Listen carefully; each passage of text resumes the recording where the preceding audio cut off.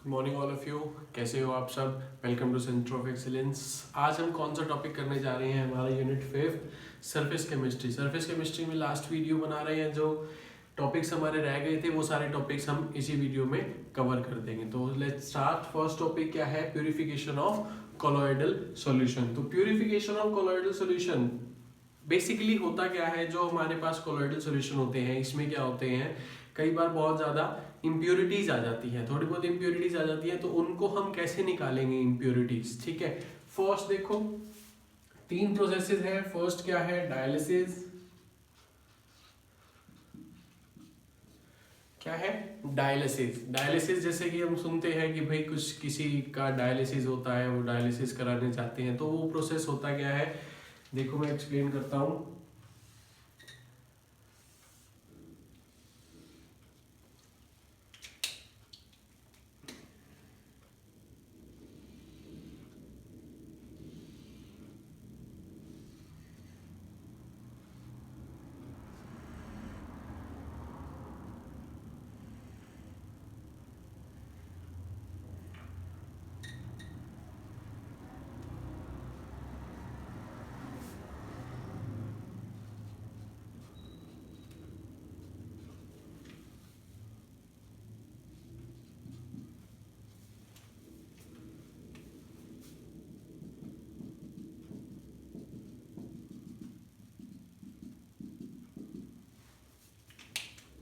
देखो इस प्रोसेस में हमने क्या लिया, ये क्या है हमारे पास? एक सेमी परमिएबल मेम्ब्रेन। एक मेम्ब्रेन लेते हैं हम। उस मेम्ब्रेन में क्या लेंगे हम? Colloidal solution. क्या लेंगे? Colloidal solution. बेसिकली डायलिसिस की क्या डेफिनेशन हो जाएगी? The purification of colloidal solution, या फिर the removal of impurities from colloidal solution with the help of membrane. कौन सी मेम्ब्रेन हो सकती है?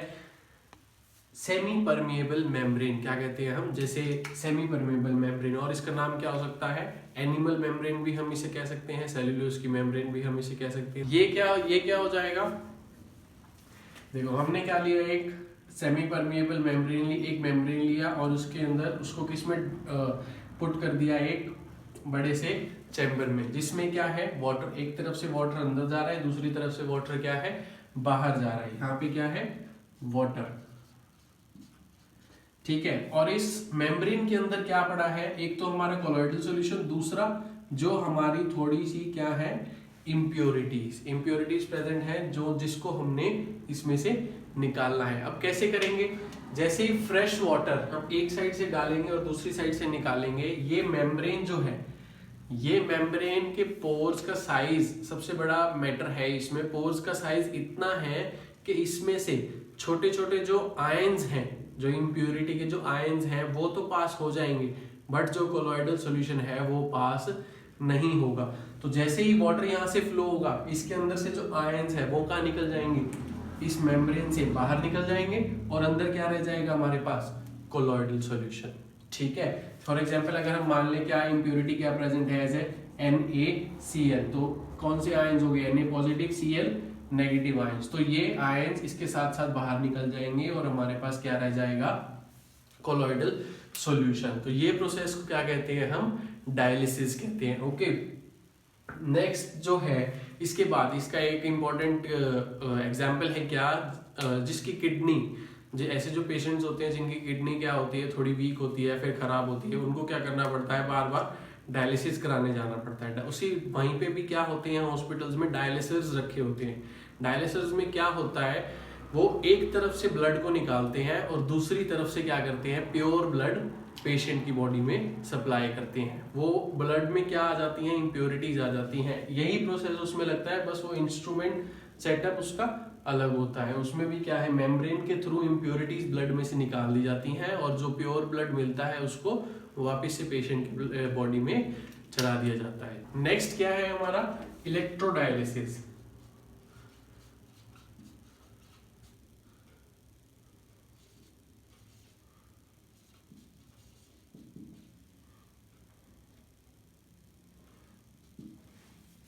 इलेक्ट्रोडायलिसिस में जैसे नाम बता रहा है, इसमें क्या यूज होगा? इलेक्ट्रो मींस इलेक्ट्रिसिटी, ऐसे डायलिसिस के प्रोसेस में हम क्या कर देंगे, इलेक्ट्रिसिटी प्रोड्यूस कर देंगे, इलेक्ट्रिसिटी यूज कर लेंगे, तो उससे क्या क्या कह देंगे हम, इलेक्ट्रोडायलिसिस। जैसे कि हम देखो इसी सेटअप में समझाता हूं क्या है। यहां पे हमने क्या लगा दी, इलेक्ट्रिक फील्ड, पॉजिटिव और नेगेटिव इलेक्ट्रिक फील्ड लगा दी है। एक्चुअली होता क्या है, ये जो डायलिसिस का प्रोसेस है ये क्या होता है, बहुत ज्यादा स्लो होता है, तो इसी प्रोसेस को फास्ट करने के लिए क्या लगा दिया जाता है, यहाँ पे इलेक्ट्रिसिटी सप्लाई कर दी जाती है। अब इलेक्ट्रिसिटी सप्लाई करने से क्या होगा, फॉर एग्जांपल जैसे मैं समझा रहा था, Na पॉजिटिव और Cl negative ions as a impurity present है हमारे कोलॉइडल सॉल्यूशन में। तो जैसे ही हम इलेक्ट्रिसिटी अप्लाई करेंगे क्या होगा, Na पॉजिटिव आयंस इधर से बाहर निकल जाएंगे इस नेगेटिव से अट्रैक्ट होके, और Cl नेगेटिव आयंस इधर से बाहर निकल जाएंगे इस पॉजिटिव से अट्रैक्ट होंगे। तो ये प्रोसेस, डायलिसिस के प्रोसेस को थोड़ा सा फास्ट करने के लिए हम कौन सा प्रोसेस यूज कर लेते हैं, इलेक्ट्रोडायलिसिस। ठीक है, बाकी सब कुछ सेम है, ये मेम्ब्रेन हम सेम लेंगे, बस इलेक्ट्रिसिटी का यूज हो जाएगा यहाँ पे। ठीक है, नेक्स्ट क्या है हमारा, नेक्स्ट टॉपिक क्या है, अल्ट्राफिल्ट्रेशन।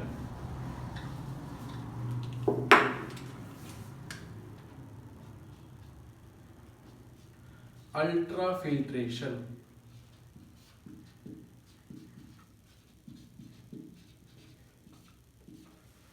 अल्ट्राफिल्ट्रेशन में क्या है, एक हम नॉर्मल जैसे हम फिल्ट्रेशन करते हैं उसके लिए, इस प्रोसेस के लिए हम क्या करते हैं, एक स्पेशल फिल्टर पेपर का प्रोड्यूस करते हैं, बनाते हैं हम एक स्पेशल फिल्टर पेपर। कैसे बनाते हैं, नॉर्मल फिल्टर पेपर को हम एक सॉल्यूशन में डिप करते हैं, उसका साइज क्या कर देते हैं, बहुत ही छोटा, उसके पोर्स का साइज, उस फिल्टर पेपर के पोर्स का साइज बहुत छोटा कर देते हैं, जिसमें से सिर्फ 1 नैनोमीटर से छोटी जो इम्प्योरिटीज है वो पास हो सके और कोलॉइडल सॉल्यूशन पास ना हो सके। ठीक है, अब देखो फॉर एग्जांपल हमने क्या लिया, वो फिल्टर पेपर लिया, यहां से हम क्या पास कर रहे हैं, कोलॉइडल सॉल्यूशन, कोलॉइडल सॉल्यूशन पास करेंगे, और इसके अंदर क्या है,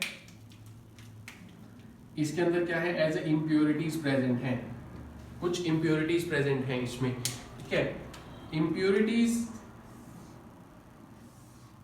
अब इस फिल्टर पेपर में से हमको पता है इसके पोर का साइज इतना नहीं है कि इसमें से कोलॉइडल सॉल्यूशन पास हो सकेंगे। कोलॉइडल सॉल्यूशन का साइज हमको पता है कैसा होता है, 1 नैनोमीटर टू 1000 नैनोमीटर। ठीक है, तो हमने इस फिल्टर पेपर का साइज क्या करना है, पोर्स का साइज 1 नैनोमीटर से छोटा रखना है। तो जैसे ये सॉल्यूशन फिल्टर पेपर से पास होगा, इसमें क्या हो जाएगा, कोलॉइडल सॉल्यूशन तो रह जाएगा क्योंकि ये पास नहीं होगा, तो हमारे पास इधर क्या मिल जाएगा, हमको सिर्फ क्या मिल जाएंगी, इम्प्योरिटीज। क्या मिल जाएंगी, इम्प्योरिटीज बाहर निकल जाएंगी, और इधर इधर क्या रह जाएगा, कोलॉइडल सॉल्यूशन। यहाँ पे क्या आ जाएंगी हमारी इम्प्योरिटीज, यहाँ पे क्या आ जाएगा, क्या रह जाएगा हमारा, कोलॉइडल सॉल्यूशन।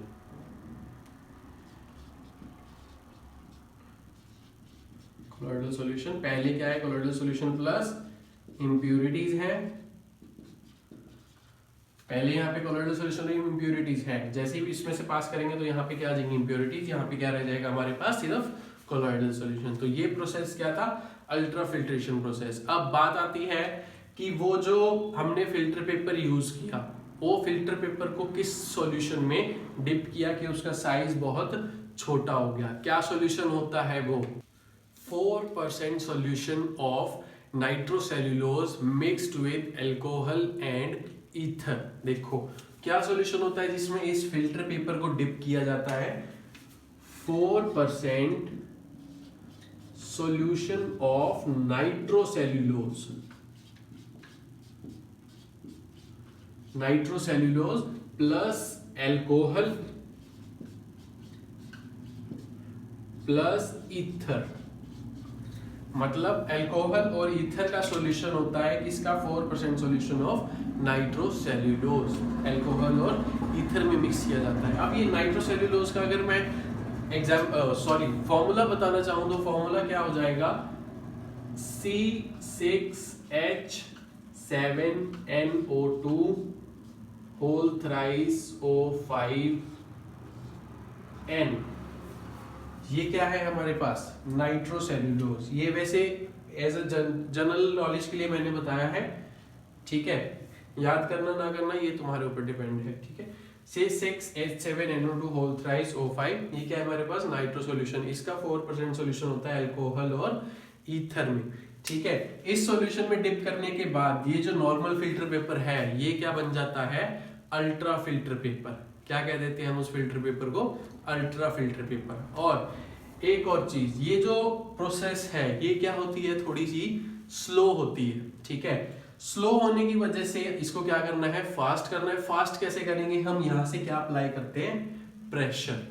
प्रेशर अप्लाई कर देंगे तो ये इंप्योरिटीज क्या होंगी, जल्दी जल्दी निकल जाएंगी, ठीक है। और इस सॉल्यूशन को, पूरे सॉल्यूशन को क्या कहा जाता है, कोलोडियम।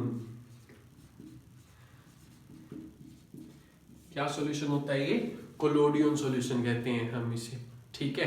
तो ये क्या प्रोसेस थी हमारे पास, अल्ट्रा फिल्ट्रेशन प्रोसेस। तो 3 प्रोसेसेस हमने पढ़ी, कौन सी, dialysis, electrodialysis and third process क्या थी, अल्ट्रा फिल्ट्रेशन। इन प्रोसेस से हम क्या कर सकते हैं, अपने कोलोइडल सॉल्यूशन में से इंप्योरिटीज को निकाल सकते हैं।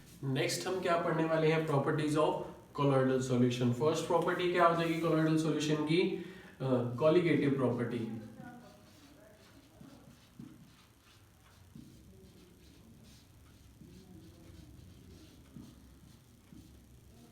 कॉलिगेटिव प्रॉपर्टी, कॉलिगेटिव प्रॉपर्टी क्या होती है, the property of a solution which depends on number of moles of solute. मतलब जो किस पे डिपेंड करे, अमाउंट ऑफ सोल्यूट की। अगर जिसका किसी सॉल्यूशन में सोल्यूट ज्यादा प्रेजेंट है तो वो कॉलिगेटिव प्रॉपर्टी की वैल्यू ज्यादा दिखाएगा। अगर किसी सॉल्यूशन में सोल्यूट क्या है, कम है, तो वो कॉलिगेटिव प्रॉपर्टी की वैल्यू कम दिखाएगा। कॉलिगेटिव प्रॉपर्टी एग्जाम्पल क्या होते हैं, osmotic pressure, relative lowering of vapour pressure, freezing in, depression in freezing point, ठीक है। तो ये सब क्या होती हैं कॉलिगेटिव प्रॉपर्टीज।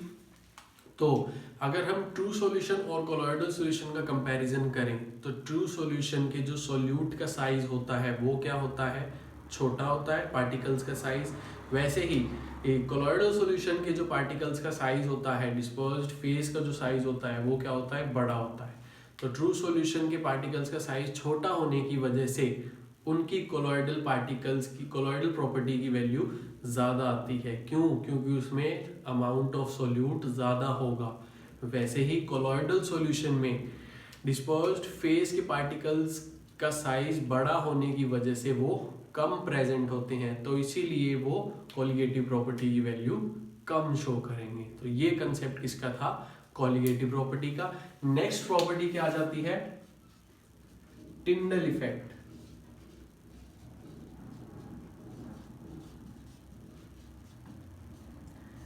टिंडल इफेक्ट क्या होता है, जैसे कि हमने 9th क्लास में भी पढ़ा था। टिंडल इफेक्ट क्या होता है, the scattering of particles of colloidal solution when a beam of light is passed through it। जैसे कि हम देखते हैं, जैसे कि हम मूवी थिएटर्स में जाते हैं, थिएटर्स में क्या होता है, पीछे से प्रोजेक्टर की लाइट आ रही होती है। प्रोजेक्टर की लाइट हमें क्या दिखती है, एक रास्ता दिखता है, एक पाथ दिखता है हमें। तो उसी इफेक्ट को हम क्या कहते हैं, टिंडल इफेक्ट कहते हैं, ठीक है।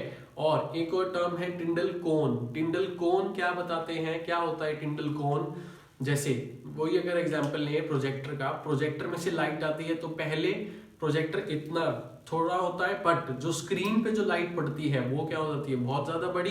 तो वो जो एक कोन बनता है पीछे से आगे तक लाइट आने में, जो एक कोन बनता है उसे ही हम क्या कह देते हैं, टिंडल कोन, ठीक है। वही क्या होता है, Tyndall effect. Tyndall effect scattering of particles of colloidal solution, ठीक है। तो ये क्या हो जाते हैं, टिंडल इफेक्ट। तो ये भी क्या प्रॉपर्टी शो करते हैं, कोलोइडल सॉल्यूशन हमारा टिंडल इफेक्ट भी शो करता है। फॉर एग्जांपल अगर हम क्या लें, मिल्क में से या फिर हम क्या लिया, हमने एक ग्लास लिया, ग्लास में क्या डाला, मिल्क, थोड़ा सा क्या डाल दिया, मिल्क डाल दिया, 1 स्पून मिल्क डाल दिया। मिल्क डालने से क्या होगा, वो एक क्या बन जाएगा, कोलोइडल सॉल्यूशन बन जाएगा। कोलोइडल सॉल्यूशन अगर हम उसमें से लेजर लाइट पास करेंगे तो हमको क्या दिखेगा, ग्लास के अंदर, ग्लास के उसके अंदर क्या दिखेगा, ये रास्ता दिखेगा जिससे लेजर लाइट जा रही है। तो उसे हम क्या कह देंगे कि इसके पार्टिकल्स क्या शो कर रहे हैं, टिंडल इफेक्ट शो कर रहे हैं। जैसे कि अगर डायग्राम से समझाऊं, डायग्राम में क्या होगा, ये मानो हमने क्या लिया, इसमें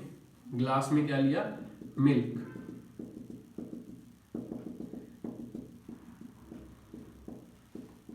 मिल्क लिया, ठीक है। मिल्क में से अगर हम क्या करें, लाइट पास करेंगे, लाइट पास करेंगे तो हमको क्या दिखेगा, यहां से एक पाथ दिखेगा जहां से लाइट पास हो रही है। तो इसी पाथ को दिखना, जो ये पाथ दिखता है, तभी हम कहते हैं कि ये क्या शो कर रहा है, टिंडल इफेक्ट शो कर रहा है। अगर ये पाथ नहीं दिखेगा तो हम कह देंगे वो सॉल्यूशन टिंडल इफेक्ट नहीं शो कर रहा, ठीक है। टिंडल इफेक्ट समझ आया। नेक्स्ट क्या है, colour. Next property of colloidal solution क्या है, कलर। कलर जो ये कोलॉइडल सॉल्यूशन है वो क्या शो करते हैं, कलर शो करते हैं। क्यों? क्योंकि हमको पता है विजिबल रीजन की रेंज कितनी होती है, 400 टू 700 नैनोमीटर। तो अगर कोलॉइडल पार्टिकल्स के साइज छोटा होगा, बड़ा होगा, वो उस पे पार्टिकल्स पे डिपेंड करेगा कि वो कोलॉइडल सॉल्यूशन कौन से कलर का है, ठीक है। तो साइज क्या होता है कोलॉइडल पार्टिकल्स का, कोलॉइडल सॉल्यूशन के पार्टिकल्स का साइज क्या होता है, 1 नैनोमीटर से 1000 नैनोमीटर। तो वो जितना उसका साइज होगा उसी के अकॉर्डिंग वो क्या करेगा, कलर को एब्जॉर्ब करेगा, और वो सॉल्यूशन भी क्या हो जाएगा, उसी कलर का हो जाएगा। तो यहाँ पे ये है, ठीक है। नेक्स्ट प्रॉपर्टी क्या है, ब्राउनियन मूवमेंट।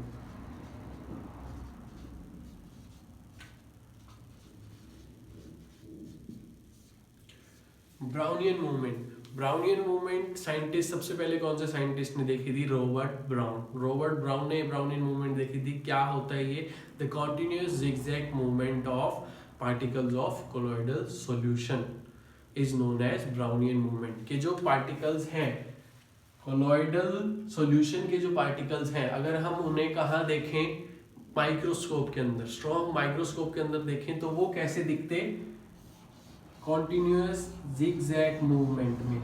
मतलब वो ऐसे जिगजैग मूव कर रहे हैं, मतलब वो रुक नहीं रहे, कॉन्टिन्यूअसली मूव करी जा रहे हैं। तो उसी को ही हम क्या कह देते हैं, ब्राउनियन मूवमेंट। एक दूसरे से भी टकरा रहे हैं, कंटेनर की वॉल से भी टकरा रहे हैं, ठीक है। इसी को हम क्या कहते हैं, ब्राउनियन मूवमेंट। सबसे पहले किसने देखी थी, रॉबर्ट ब्राउन, ठीक है।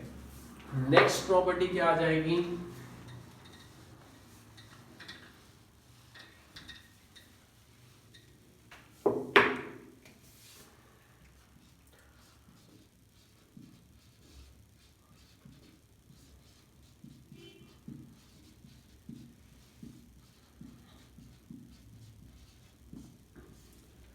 नेक्स्ट प्रॉपर्टी क्या आ जाएगी, चार्ज ऑन कोलॉइडल पार्टिकल्स। अब दो तरह के चार्ज होते हैं पार्टिकल्स पे, जो कोलॉइडल सॉल्यूशन है उनके पार्टिकल्स पे दो तरह के चार्ज आ जाते हैं। कैसे, एक क्या हो जाएगा पॉजिटिवली चार्ज, एक क्या हो जाएंगे नेगेटिवली चार्ज, ठीक है। पॉजिटिवली चार्ज में क्या हो जाएंगे हमारे, कौन से एग्जाम्पल आ जाएंगे, बेसिक डाइज। बेसिक डाइज सारे की सारी किस में आ जाएंगी, पॉजिटिवली चार्ज सोल में। और नेगेटिवली चार्ज सोल में क्या आ जाएंगी, एसिडिक डाइज, ठीक है। इसमें क्या आ जाएगा, हीमोग्लोबिन, या फिर हम लिख सकते हैं ब्लड। क्या लिख सकते हैं, ब्लड। ये किसमें आ जाएगा, पॉजिटिवली चार्ज सोल में, ठीक है। और नेगेटिवली चार्ज सोल में क्या आ जाएंगे, जो स्टार्च का, सोल ऑफ स्टार्च। स्टार्च का अगर हम सॉल्यूशन बनाएं तो वो किस में आ जाते हैं, पॉजिटिवली चार्ज सोल में। जो मेटल्स होते हैं, मेटल्स, वो किस में आ जाएंगे, नेगेटिवली चार्ज सोल में। हाइड्रेट्स जो होते हैं मेटल्स के, एल्यूमिनियम ऑक्साइड का जो हाइड्रेट है वो कहाँ आ जाएगा, पॉजिटिवली चार्ज सोल में, ठीक है। तो बहुत सारे एग्जांपल्स हैं, बुक में से देख सकते हो तुम, पॉजिटिवली चार्ज सोल और नेगेटिवली चार्ज सोल का। अब हम यहाँ पे क्या देखने वाले हैं कि ये जो कोलॉइडल पार्टिकल्स के ऊपर चार्ज आया, पॉजिटिव और नेगेटिव, ये आया कैसे, और इन चार्ज के आने के बाद इसके ऊपर क्या हुआ, देखेंगे हम। क्या हो जाएगा, फॉर एग्जाम्पल हमने क्या लिए, दो बीकर लिए। एक में किसका सॉल्यूशन लिया, KI का। किसका सॉल्यूशन लिया, KI का सॉल्यूशन लिया, ठीक है। एक में किसका सॉल्यूशन लिया, AgNO3 का सॉल्यूशन, AgNO3 का सॉल्यूशन। अब KI वाले सॉल्यूशन में हमने क्या डाला, AgNO3, और AgNO3 वाले सॉल्यूशन में हमने क्या डाला, KI। तो मतलब इस स्पीकर में क्या हो जाएगा, KI क्या हो जाएगा, सॉल्वेंट, या फिर हम कह सकते हैं डिस्पर्शन मीडियम, या फिर हम कह सकते हैं ज्यादा अमाउंट में होगा, और AgNO3 क्या होगा, लेस अमाउंट में। इसमें क्या हो जाएगा, AgNO3 मोर अमाउंट में और KI लेस अमाउंट में। अब इसमें जो कोलॉइडल सॉल्यूशन बनेगा वो किसका बनेगा, AgI का, और इसमें भी किसका बनेगा, AgI का। ठीक है, AgI का सॉल्यूशन ही इसमें बनेगा और AgI का सॉल्यूशन ही इसमें बनेगा। अब क्या हो जाएगा, जैसे ही AgI का सॉल्यूशन बनेगा, इसमें KI क्या है हमारे पास, ज्यादा अमाउंट में है, तो जो I नेगेटिव आयन है वो क्या होगा, इनके सॉल्यूशन, कोलॉइडल सॉल्यूशन पे आके पार्टिकल्स पे एब्जॉर्ब हो जाएगा। ठीक है, तो और सेम इसमें क्या होगा, अब इसमें क्या ज्यादा है, AgNO3, इसमें क्या होंगे, Ag पॉजिटिव और NO3 नेगेटिव आयंस, तो इसमें Ag पॉजिटिव आयन क्या हो जाएगा, एब्जॉर्ब हो जाएगा। तो ये क्या बन जाएगा, नेगेटिवली चार्ज सोल, और ये क्या बन जाएगा, पॉजिटिवली चार्ज्ड सोल, क्योंकि यहाँ पे नेगेटिव आयन है। ठीक है, नेगेटिव चार्ज है तो ये नेगेटिवली चार्ज सोल बन जाएगा, और ये क्या बन जाएगा, पॉजिटिवली चार्ज सोल बन जाएगा। ठीक है, अब क्या होगा, AgI और I नेगेटिवली चार्ज सोल बना। अभी नेगेटिव चार्ज ये बैलेंस होने के लिए क्या होगा, K पॉजिटिव, या फिर इसको दूसरे से रिप्रेजेंट करें तो यहाँ पे K पॉजिटिव ये बैलेंस कर देगा, और यहाँ पे कौन से आयन्स आ जाएंगे, I नेगेटिव आयन्स। अब ये बैलेंस हो गया। ठीक है, ये बैलेंस हो जाएगा चार्ज। अब बैलेंस होते ही इस I नेगेटिव वाली लेयर, फॉर एग्जांपल इसको ऐसे समझो, पहले क्या था, AgI का पार्टिकल था। ठीक है, एक पार्टिकल था AgI का, उसके ऊपर फर्स्ट लेयर कौन सी आ गई, I नेगेटिव आयन की। यहां से अगर मैं समझाऊं, यहाँ पे पहले पार्टिकल किसका था, AgI का। ठीक है, इसके ऊपर फर्स्ट लेयर किसकी आ गई, I नेगेटिव की लेयर आ गई। ठीक है, I नेगेटिव की लेयर को बैलेंस करने के लिए कौन सी लेयर आई, K पॉजिटिव की लेयर आ गई। ये पार्टिकल क्या हुआ, बैलेंस हो गया। सिमिलरली इसमें क्या हुआ, सबसे पहले क्या था, AgI का पार्टिकल था, इसके ऊपर कौन सी लेयर आई, Ag पॉजिटिव की, तो ये पॉजिटिवली चार्ज सोल बना। ठीक है, अब इसको बैलेंस करने के लिए कौन सी लेयर आई इसके ऊपर, I नेगेटिव की लेयर आई। तो ये क्या हुआ, यहाँ पे बैलेंस हो गया। ये पहली लेयर कौन सी थी, I नेगेटिव, तो ये नेगेटिव वाली लेयर को हम क्या कहेंगे, फिक्स्ड लेयर। क्या कहेंगे, फिक्स्ड लेयर। ठीक है, और जो ये बाद में लेयर आई पॉजिटिव की, इसे हम क्या कहेंगे, diffused layer, fixed layer. Similarly इसमें क्या हो जाएगा, Ag पॉजिटिव वाली को क्या बन जाएगी, Ag पॉजिटिव वाली क्या बन जाएगी, फिक्स्ड, और I नेगेटिव वाली क्या बन जाएगी, डिफ्यूज्ड। फिक्स लेयर और डिफ्यूज लेयर। अब दो लेयर होगी, अब क्या होगा, नेगेटिव और पॉजिटिव लेयर आपस में क्या करेंगे, एक दूसरे को अट्रैक्ट करेंगे, तो उसकी वजह से क्या हो जाएगा, इनके ऊपर पोटेंशियल डिफरेंस क्रिएट हो जाएगा। उस पोटेंशियल डिफरेंस को क्या कह देंगे हम, जीटा पोटेंशियल। क्या कह देंगे, जीटा पोटेंशियल। ठीक है, या फिर हम कह सकते हैं इलेक्ट्रोकाइनेटिक पोटेंशियल। कई बार डेफिनेशंस पूछ लेते हैं कि what do you mean by zeta potential, तो क्या आ जाएगा जीटा पोटेंशियल की definition, the potential difference between fixed layer and diffuse layer is known as zeta potential. ठीक है, तो यहाँ पे जो हमारी जो लेयर बनी, जो पार्टिकल के ऊपर एक पहले फिक्स्ड लेयर और उसके बाद क्या कह देते हैं, डिफ्यूज लेयर, इन दोनों लेयर के कॉम्बिनेशन को क्या कह देते हैं हम, हेल्महोल्ट्ज इलेक्ट्रिकल डबल लेयर। सो यहाँ पे चार्ज ऑन कोलॉइडल पार्टिकल्स, ये वाली प्रॉपर्टी हमारे में खत्म। नेक्स्ट क्या करने वाले हैं हम, इलेक्ट्रोफोरेसिस। इलेक्ट्रोफोरेसिस देखो क्या होगा, 6th पॉइंट,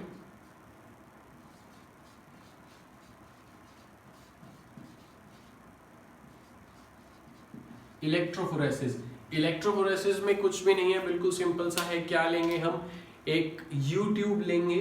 यू ट्यूब मतलब यू शेप्ड की एक ट्यूब होती है, उसमें हमने क्या डाल देंगे, एक या तो पॉजिटिवली चार्ज सोल या नेगेटिवली चार्ज कोलॉइडल सॉल्यूशन। ठीक है, तो उसमें क्या होगा, दोनों तरफ हम क्या लगाएंगे, इलेक्ट्रोड्स लगाएंगे। अगर वो सोल पॉजिटिवली चार्ज है तो वो नेगेटिव की तरफ चले जाएंगे, उसमें जो पार्टिकल्स है अगर वो नेगेटिवली चार्ज है तो वो किस तरफ चले जाएंगे, पॉजिटिव की तरफ चले जाएंगे। देखो कैसे, हमने क्या लिया, सबसे पहले एक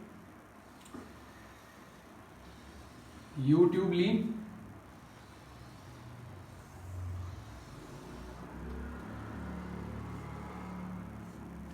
यूट्यूब में हमने क्या डाला, इसके अंदर क्या डाल दिया हमने, हमारा कोलॉइडल सॉल्यूशन डाल दिया।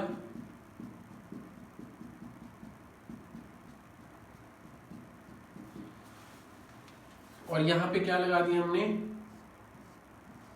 इलेक्ट्रोड्स। क्या लगा दिए, इलेक्ट्रोड्स लगा दिए। फॉर एग्जांपल ये मान लो ये कैसा है, नेगेटिवली चार्ज इलेक्ट्रोड, और ये कैसा है, पॉजिटिवली चार्ज इलेक्ट्रोड। अब जैसे ही हम इसमें से करंट पास करेंगे, जैसे ही करंट पास करेंगे तो इसके अंदर कोलॉइडल सॉल्यूशन में जो पार्टिकल्स होंगे, अगर वो मान लो कैसे हैं, हमारे नेगेटिवली चार्ज सोल हमने इसके अंदर डाली, जो कोलॉइडल सॉल्यूशन है वो नेगेटिवली चार्ज है, तो जो पार्टिकल्स होंगे नेगेटिवली चार्ज वो किस तरफ चले जाएंगे, पार्टिकल्स कहाँ जाना शुरू हो जाएंगे, सारे के सारे पॉजिटिवली चार्ज सोल पे, सॉरी पॉजिटिव इलेक्ट्रोड पे। अब जैसे ही पॉजिटिव इलेक्ट्रोड्स पे जाएंगे तो यहाँ पे हमारे सारे के सारे क्या हो जाएंगे, पॉजिटिव पार्टिकल्स, नेगेटिव पार्टिकल्स क्या हो जाएंगे, इकट्ठे हो जाएंगे।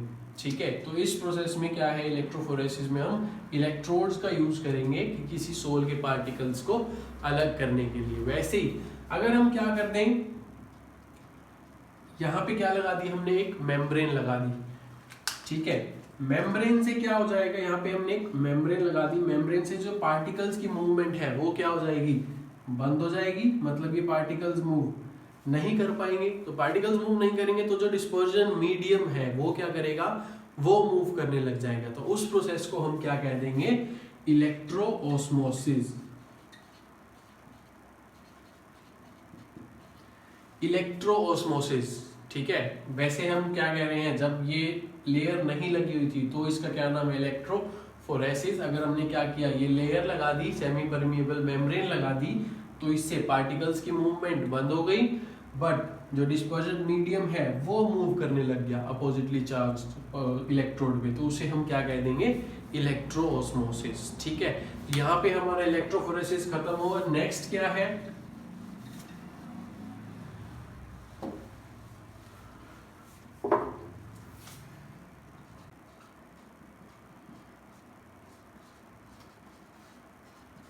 कोगुलेशन। कोगुलेशन या फिर हम कह सकते हैं प्रेसिपिटेशन।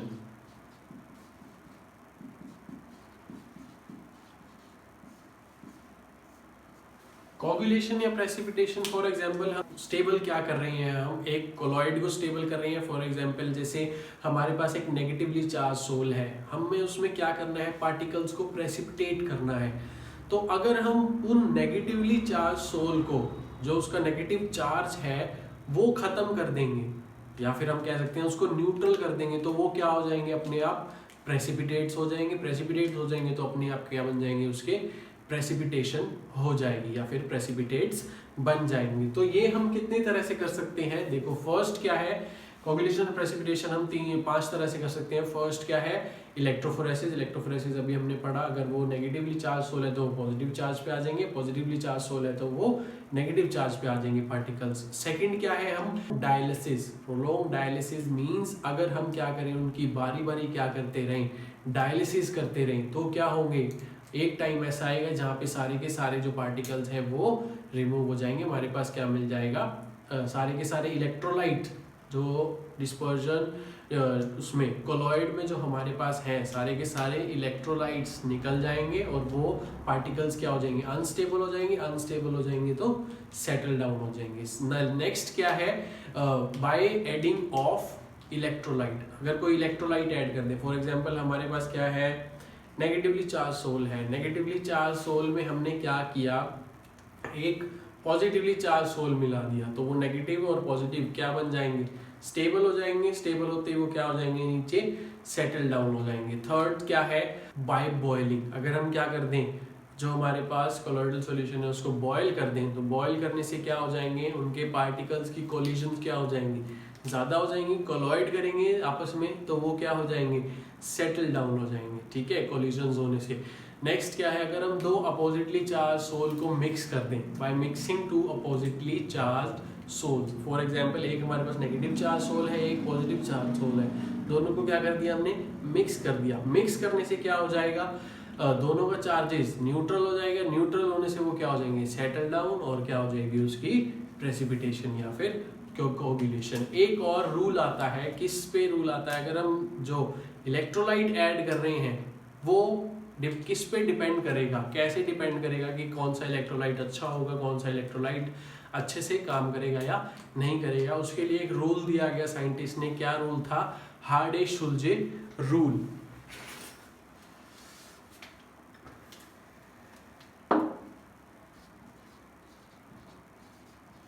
हार्डे-शुल्जे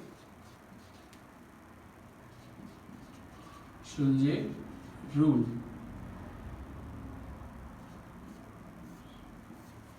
इस रूल में क्या था, क्या बताया था इसने कि फॉर एग्जाम्पल अगर हम लें, हमारे पास एक नेगेटिवली चार्ज सोल है, नेगेटिवली चार्ज सोल को हमने एक पॉजिटिव इलेक्ट्रोलाइट उसमें मिलाया, क्या मिलाया, पॉजिटिव इलेक्ट्रोलाइट, उसकी प्रेसिपिटेशन या कोगुलेशन करने के लिए।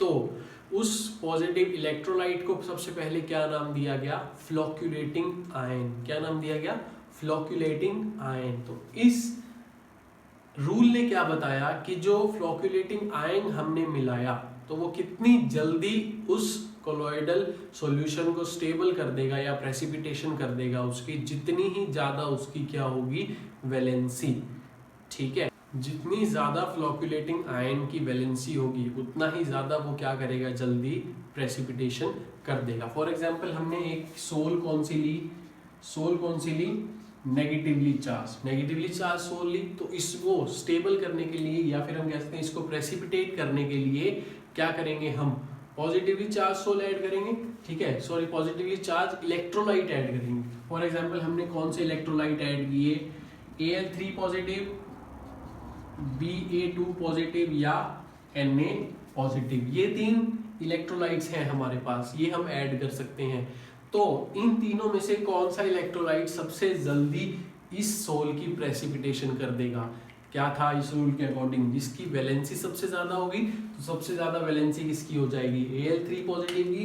तो अगर हम उसमें Al3 पॉजिटिव मिलाएंगे तो वो सबसे जल्दी प्रेसिपिटेट्स हो जाएगा। फिर अगर Ba2 पॉजिटिव, फिर तो उससे थोड़ा कम, अगर Na पॉजिटिव मिलाएंगे तो वो सबसे ज्यादा देर लेगा प्रेसिपिटेशन करने के लिए। ये क्या कौन बताता है हमें, हार्डे-शुल्जे रूल ने बताया ये हमें, ठीक है।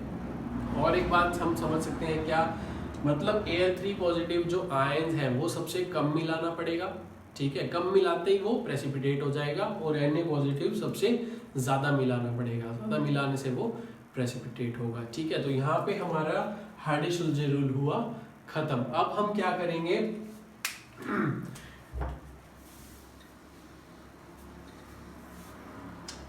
देखो कितने तरह के हमने सोल्स पढ़े थे, 2 तरह के, लायोफिलिक और लायोफोबिक। लायोफोबिक तो क्या होते हैं, बहुत ही ज्यादा क्या होते हैं, अनस्टेबल होते हैं, उसके बारे में हम स्टडी नहीं करेंगे। हम कौन से बारे में स्टडी करेंगे, लायोफिलिक सोल्स।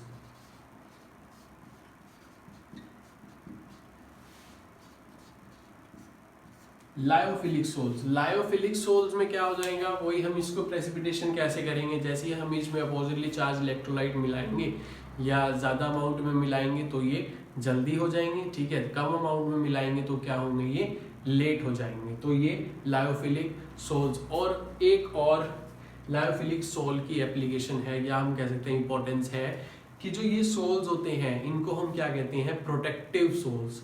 प्रोटेक्टिव सोल्स मतलब अगर हम क्या करें, लायोफोबिक सोल में लायोफिलिक सोल मिला दें तो ये क्या करेंगे, देखो क्या किया हमने,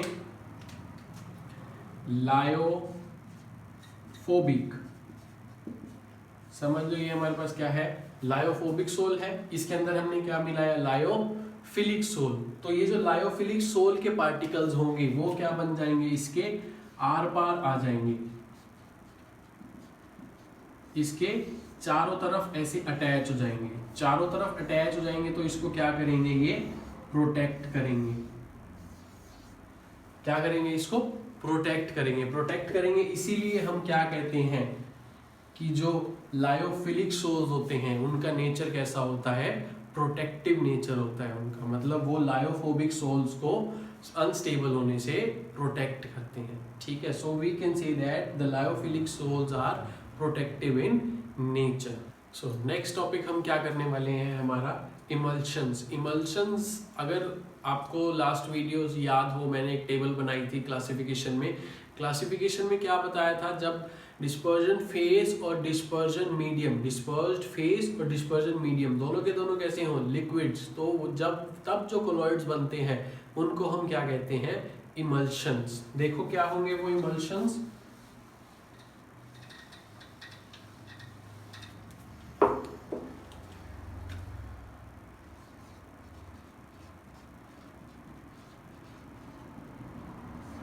इमल्शंस क्या होते हैं, जब डिस्पर्स्ड फेज और डिस्पर्जन मीडियम जैसे दोनों के दोनों क्या हो, लिक्विड, मतलब liquid in liquid, liquid in liquid. दो तरह के इमल्शंस हमारे पास होते हैं। फर्स्ट कौन सा होता है, ऑयल इन वाटर। सेकंड कौन सा होता है, water in oil. Oil in water मतलब वाटर में क्या मिलाया गया है, ऑयल, मतलब डिस्पर्जन मीडियम क्या है, वाटर, और डिस्पर्स्ड फेज क्या है, ऑयल। वैसे ही वाटर इन ऑयल का मतलब क्या है, डिस्पर्जन मीडियम क्या है हमारे पास, ऑयल, और डिस्पर्स्ड फेज क्या है, वाटर। ठीक है, इसका एग्जांपल क्या हो जाएगा हमारे पास, मिल्क एंड वेनिशिंग क्रीम्स।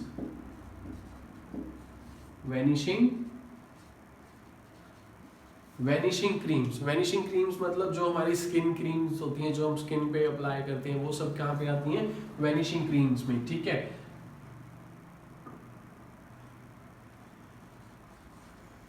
और वाटर इन ऑयल का क्या एग्जांपल हो जाएगा, butter and cream.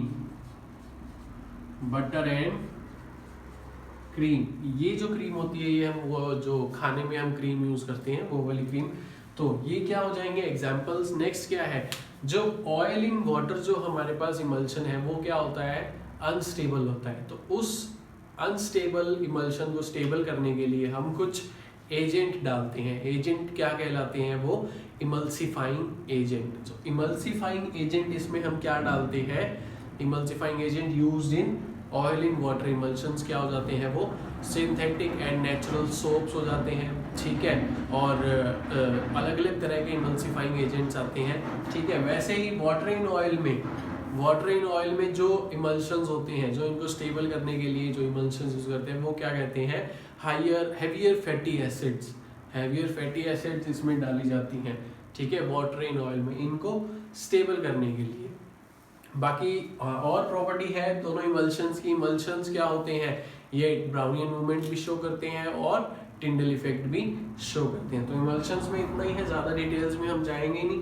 Next topic क्या है, colloids around us. Colloids around us मतलब जो हम आसपास में कोलॉइड्स देखते हैं, सभी के सभी। जैसे अगर तुम लगाओ एयर, एयर भी कैसे है हमारी, कोलॉइड है। एरोसोल मतलब solid in gas, solid in gas, तो वो क्या हो जाएगी, वो भी हमारी कोलॉइड हो जाएगी। फॉर एग्जांपल मिल्क, वो भी हमारे पास कोलॉइड है। ठीक है, ये सभी के सभी कोलॉइड्स हैं। उसके बाद क्या आ जाएंगे, और जो फूड आर्टिकल्स हैं, फूड आर्टिकल्स जो खाने में यूज होते हैं, वो क्या है, सारे के सारे कोलॉइड्स हैं। ठीक है, बहुत सारे कोलॉइड्स के एप्लीकेशंस जो हमारे आसपास के एलॉयज हैं। ब्लड है, वो भी क्या है, कोलॉइड है हमारा। हीमोग्लोबिन हो गया, ये भी कोलॉइड है। हमने बहुत सारे कोलॉइड्स पढ़े हैं, तो वो सब क्या है, कोलॉइड्स। नेक्स्ट हम क्या पढ़ेंगे, application of colloid. Application of colloids में हम कहाँ देखेंगे, क्या देखेंगे कि ये जो कोलॉइड्स हैं ये हमारी डेली लाइफ में कहाँ कहाँ यूज होती हैं। फर्स्ट एग्जांपल अगर हम क्या देखें, किचन में क्या होती है, चिमनीज लगी होती हैं। चिमनीज वो क्या काम करती हैं और कैसे काम करती हैं, जैसे ही हम स्टोव में कुछ बनाते हैं, स्टोव से क्या निकलता है, स्मोक। स्मोक में क्या होते हैं, हार्मफुल केमिकल्स होते हैं, और या तो स्मोक उसमें चार्जेस होते हैं, या पॉजिटिव या फिर नेगेटिवली चार्ज। तो जैसे ही वो स्मोक चिमनी में जाती है, चिमनी में क्या लगे होते हैं, एक चैम्बर होता है। चैम्बर कैसा, जिसमें क्या लगी होती हैं, इलेक्ट्रोड प्लेट्स लगी होती हैं, एक पॉजिटिवली चार्ज और नेगेटिवली चार्ज। तो पॉजिटिवली चार्ज जो प्लेट है वो स्मोक के नेगेटिवली चार्ज पार्टिकल्स को एब्जॉर्ब कर लेती है, और जो नेगेटिवली चार्ज वाली प्लेट है वो स्मोक के पॉजिटिवली चार्ज पार्टिकल्स को एब्जॉर्ब कर लेती है। तो जैसे ही फिर वो चिमनी से बाहर निकलती है, चिमनी से जैसे ही वो स्मोक बाहर निकलती है, तो उसमें जो आर्सेनिक हो गया, जो इम्प्योरिटीज हो गया, हार्मफुल केमिकल्स, वो सब कैसी होती हैं, कम होती हैं। ठीक है, तो वो एनवायरनमेंट को ज़्यादा नुकसान नहीं पहुंचाती। इसीलिए जो चिमनी होती है उसमें वो कह देते हैं कि भाई थोड़े टाइम बाद उसको सफाई करानी पड़ती है। ठीक है, और नेक्स्ट जो है क्लीनिंग ऑफ वाटर भी क्लीन करने के लिए क्या डाला जाता है, एलम डाला जाता है उसमें। मतलब इम्प्योरिटीज आ जाती हैं तो एलम डालते हैं, तो वो प्रेसिपिटेशन हो जाती है और इम्प्योरिटी सारी नीचे सेटल डाउन हो जाती है। ठीक है, क्लिनजिंग एक्शन ऑफ सोप में भी हमारा क्या, ये कोलॉइड्स यूज हो रहे थे।